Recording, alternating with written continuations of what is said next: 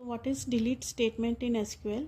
It is used to delete existing records and rows from a table. मतलब जैसे कि name से indicate हो रहा है, it will delete the records or rows from a table.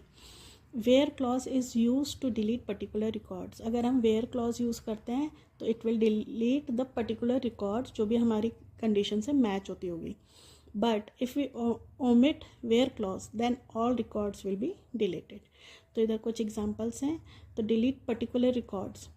तो delete from department where address equals to Pune. तो केवल और केवल वही रिकॉर्ड्स डिलीट होंगे जहाँ पे एड्रेस क्या है, पुणे. किस टेबल से? डिपार्टमेंट टेबल से. अब इधर क्या है next, delete all records from a table. तो हम क्या सिंटेक्स देंगे, डिलीट फ्रॉम डिपार्टमेंट.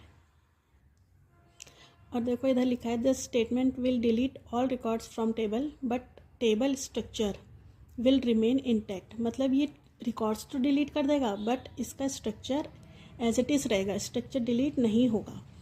और अगर हमें टेबल डिलीट करना है तो हम क्या कमांड देंगे, drop table your table name. तो इधर डिपार्टमेंट टेबल मैंने लिया है तो ड्रॉप टेबल डिपार्टमेंट.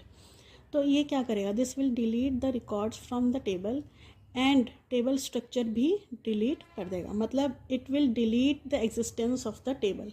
जबकि डिलीट फ्रॉम टेबल में क्या हो रहा था, केवल और केवल रिकॉर्ड्स डिलीट हो रहे थे, स्ट्रक्चर एज इट इज़ रह रहा था.